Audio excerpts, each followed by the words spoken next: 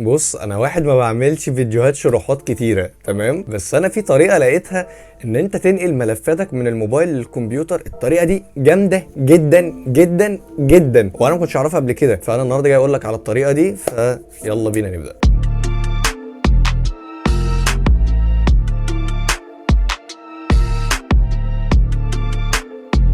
ازيكم يا شباب، عاملين ايه؟ معاكم هشام عجمي. النهارده لقيت طريقه ان انا انقل الملفات من الموبايل للكمبيوتر، وبصراحه انا كنتش عارف الطريقه دي، والطريقه دي كانت كويسه جدا. من غير ما اطول عليك، انا كنت بنقل عن طريق حاجتين: يا اما برنامج شير ات، وده طبعا بتنزله على الكمبيوتر وبتنزله على الموبايل وبتنقل بينهم، وتاني طريقه طبعا عن طريق استخدام الكابل. بس في الفتره الاخيره طبعا الشير ات بقى صعب جدا، طبعا اعلانات بقى يمين وشمال وفي كل حته وكده. فلقيت برنامج على البلاي ستور اسمه اف تي بي سيرفر. البرنامج ده انت بتنزله من البلاي ستور، فبتنزله من البلاي ستور بتخش على شبكه الواي فاي، وطبعا الكمبيوتر لازم يكون داخل على شبكه الواي فاي او يكون داخل بكابل، يعني من نفس الاكسس او من نفس الراوتر، تبقى انتوا الاثنين يعني متصلين على نفس الشبكه. فهمني انت صح؟ تمام. وبتنزل البرنامج، هتبقى كاتب لك كده اي بي معين، بتخش على الكمبيوتر بتحط الاي بي ده وتنقل. طبعا لو عندك شبكه واي فاي 5 جيجا هرتز، فطبعا لازم تتصل بيها على الموبايل، هيديك سرعات نقل اعلى بكتير بكتير. من غير ما اطول عليك، انا دلوقتي شرحت لك كده الموضوع كده ايه من شكل سطحي. دلوقتي هاخدك معايا على جهاز الكمبيوتر نوريك الدنيا ماشيه ازاي.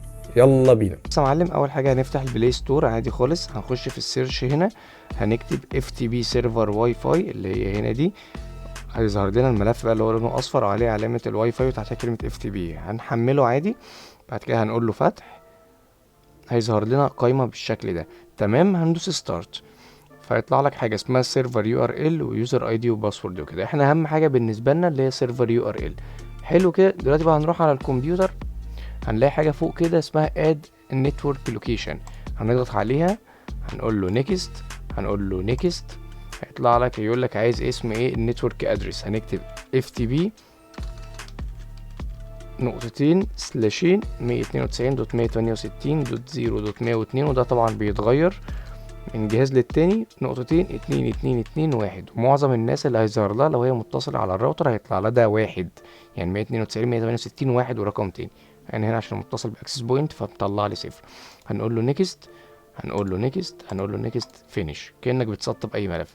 هيطلع لك ملف هنا في النتورك لوكيشن اسمه 192.168.0.102.